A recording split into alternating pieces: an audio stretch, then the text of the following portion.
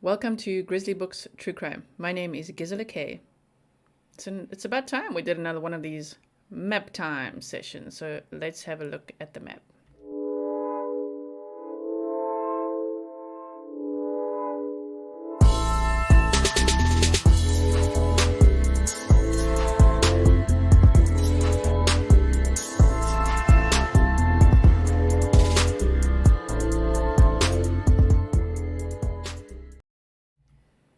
Okay, so in order to have a look at this map and where Dog the Bounty Hunter is now searching for Brian Laundrie, we'll have a look at his interview as well.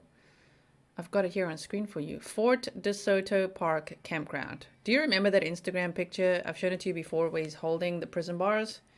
Yeah, that was here. Allegedly. That was here. So, interesting. It's just interesting. It's like it's eerie in a way that it's like prison bars and he's there and he's posing with Gabby. Unfortunately, Gabby is no longer with us. Trying to find Brian Laundrie.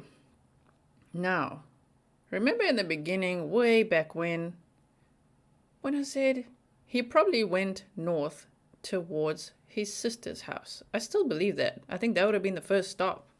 Because if we look at this map, there is the home, 4343 Wabasa Avenue. This is where the sister lives in this area, Cassie Laundrie. And this is where Dog the Bounty Hunter believes he is now. So if we have a look at that, we can go to the house where there are protesters outside demanding answers. And if we travel north, we go not too far north, and this is where they went camping. Now, according to Dog the Bounty Hunter, he has 100% certainty that they went here. And he says they had 2 camping trips there, which throws off the timeline just a little bit in the sense that it was reported that they went camping around the time that Gabby Petito was reported missing, which was September 11th. And I've stuck to that. Even though I may have suspected it could have been earlier, stuck to that because that's what was reported. However, Dog the Bounty Hunter says they were there twice. I believe between the 1st and the 3rd, and the 6th and the 8th. That is interesting. So it must have been between that time that possibly neighbors saw Brian Laundrie in the neighborhood, doing the bike rides and the walks and maybe mowing the lawn. And if we think about why that would happen, if the parents were setting him up speculatively for an escape, and they went camping the first time and brought him back, it's like set up camp, and brought him back so that there's neighbors that can see him, no one would then suspect that they would be back at the camping place, if you know what I mean. So it's kind of like building alibis right there at home. Because neighbors are like, oh yeah, I can see him, I saw him. And that's why we all along thought that between the 1st and at least the 11th, between those dates, he was home. Now it turns out, according to reality TV star, not the FBI and not law enforcement, Dog the Bounty Hunter, that they were absolutely camping at Fort de Soto Park Campground. If I just take this map off for a second, I can tell you the exact distance. It is 74.4 miles of a drive. I mean, it's an hour away. It's an hour, 12 minutes. I mean, with a camper, maybe slightly longer. They say this route has tolls, so I don't know if maybe they took another route. And, I mean, Venice is right there. Maybe they had a boat. How do we know? We don't know at this point. I hope we will know. But let's put the map back on.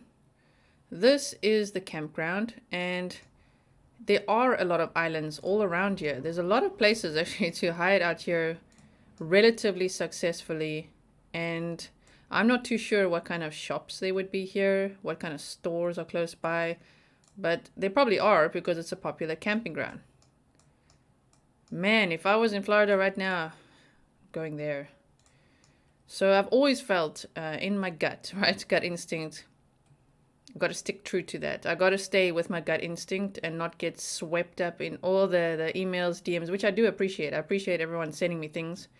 But sometimes it gets a little wild, you know, and I get a little like flustered, a little overwhelmed with like, whoa, when people are like, have you seen this? Have you seen this? Have you seen this? Look at this, check this. And I'm like, what?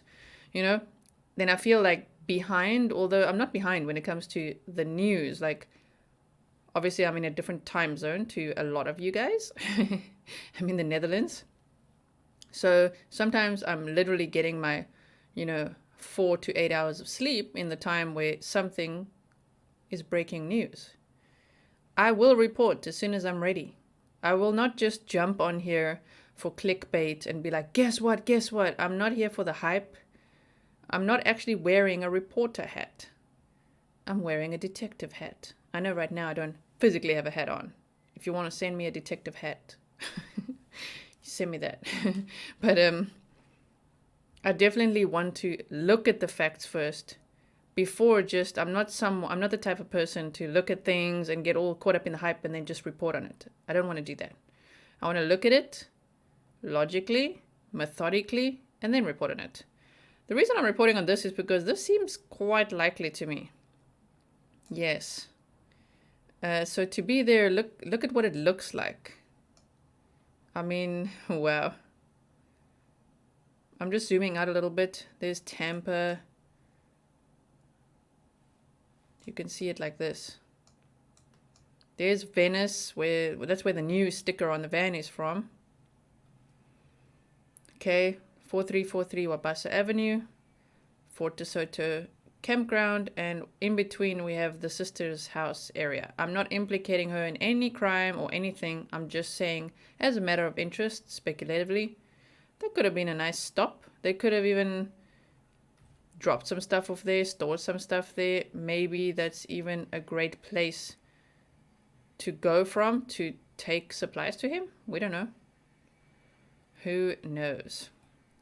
But yeah, they're actually searching. They've now scaled down the search, as was reported yesterday, in this whole Carlton Reserve.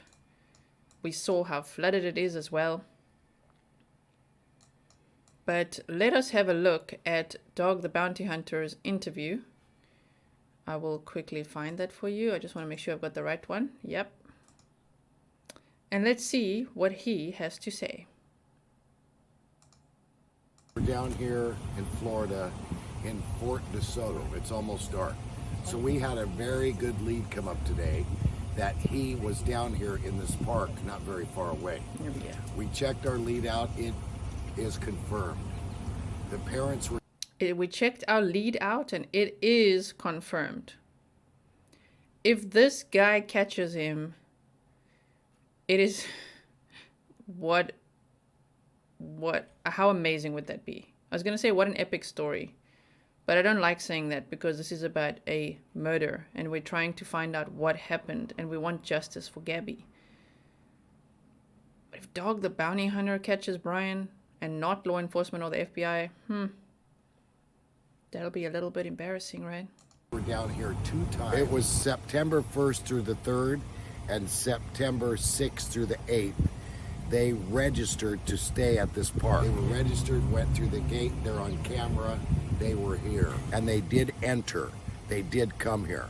Allegedly, what we're hearing is 2 people left on the 8th, 3 people came in on the 6th, and 2 people left on the 8th. Dirty laundries.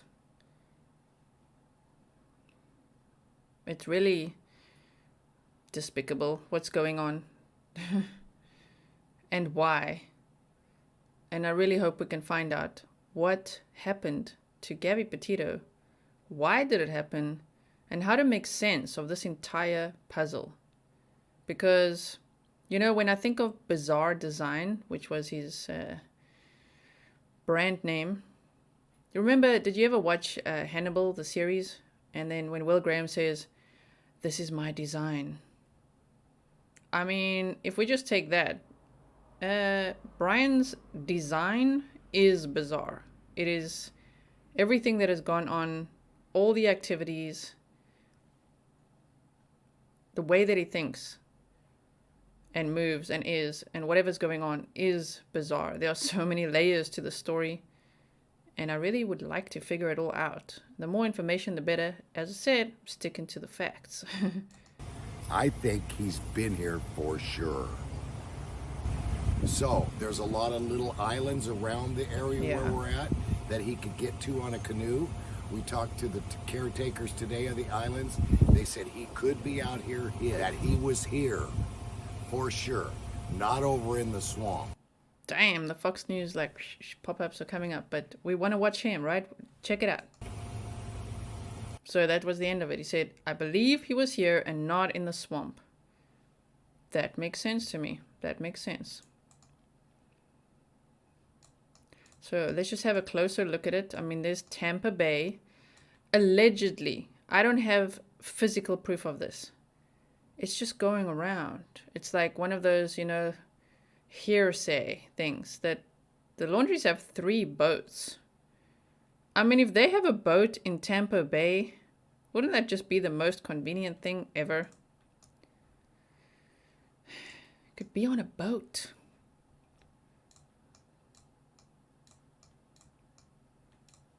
Look at it. I mean, here's St. Pete Clearwater International Airport. So this area, really could be here. I really hope that Dog the Bounty Hunter finds him. That would be absolutely epic. So here's also beachside picnic pavilions. I mean, if you're watching this and you go camping there and you see Brian Laundrie, I don't know who to say at this point. Call the FBI, sure, but also call Dog the Bounty Hunter. Because, wow. I mean, this area is fairly large. You could be easily hiding out here or on a boat.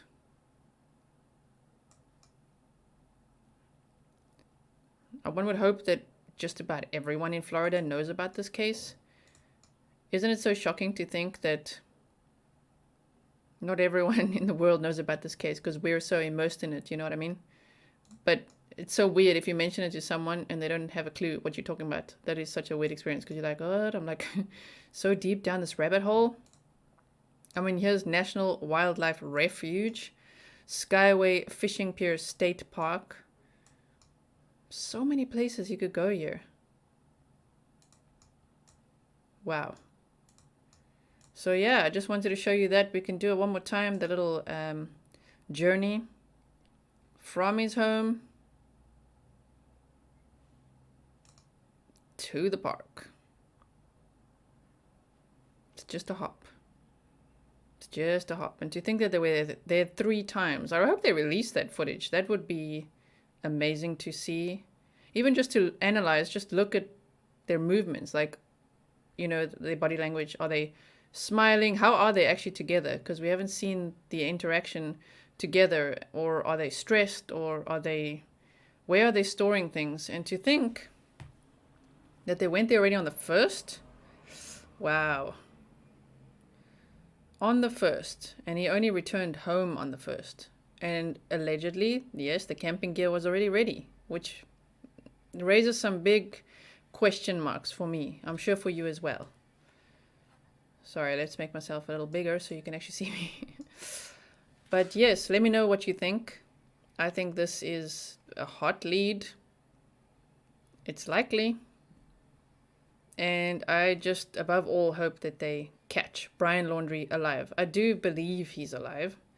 That would make sense to me based on, you know, everything I've seen so far. But you just never know. Thank you so much for watching. Thank you to all the new subscribers. You are welcome here. You're all Grizzlies, carving it up. I really appreciate you so much. If you like this video, please remember to hit the like button. Leave your comments below. I try to read them all. Definitely can't respond to them all. And thank you to everyone who is emailing and DMing and everything. I think what I'm going to do is set up another email just for tip-offs because at this point, it's almost like my email is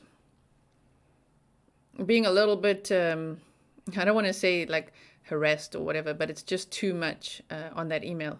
So I might just make a tip-offs one. If I do, it'll be in the about section of my channel. So again, thank you so much for all the support. The other thing I want to say, this is now, if you want to click off, the video is over for now on the topic. I'm just going to waffle a bit now.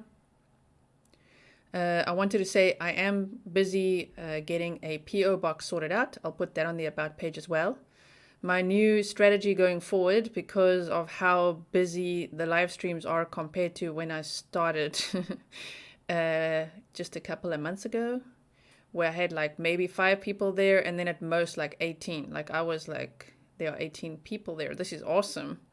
And that was so manageable to read everyone's comments and see everything. But like right now, I've had to make a moderator army just to handle all the chats. So I will announce who those people are. Thank you so much to everyone who applied. I'm so sorry if I can't get back to all of you. I really appreciate all the applications.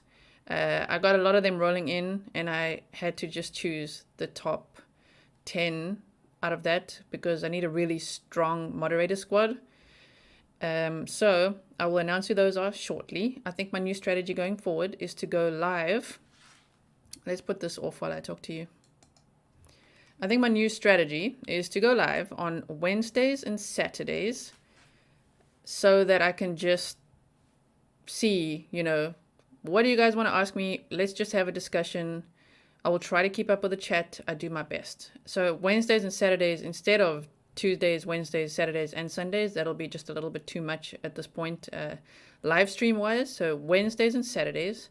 And on Fridays, what I'm going to do is every Friday, I will release a shout out video, a thank you video for everyone who bought me a coffee, who donated super stickers and super chats, PayPal, and even if you guys do send me things to my PO box, I will do an unboxing video all at the same time. So even if it ends up being an hour-long video to thank everyone, because you guys sure show a lot of support. Like, wow, thank you so, so much. That'll be every Friday, a thank you video. So, yes, while I'm digging for facts, while I'm investigating all the stuff, I'm also obviously having to really strategize what to do now going forward, because this channel grew really fast. Like, whoa. In 1 week, 22,000 of you joined. 22,000 people from all over the world. And I hope you guys stick around, because what you see here is what you'll get on this channel. This is how I am. It's how I've always been. Even as a kid, man, I was investigating the backyard. I was always investigating, you know, there it was like finding trying to find like special kind of insects, you know, like trying to find those earthworms, like where do they hide and what do they do? And I literally had like a little magnifying glass, and I would just be around the backyard investigating, myself and 4 French poodles and a swimming pool. So yeah, out of neglect, I became an investigator. So, you know, an investigator, you know what I mean? Investigative qualities. And I really appreciate that you guys appreciate that. And as I said before, you know what's unfamiliar to me is support, like love and support. And your messages and your emails and your comments are tremendously supportive. It's so unfamiliar to me, but I welcome it so much. I welcome it with open arms, and I thank you so, so much. So I will be strategizing, setting up my mod squad. I'll be launching some new merch soon again, and I will see you guys in the next video. Thank you so much. See you soon.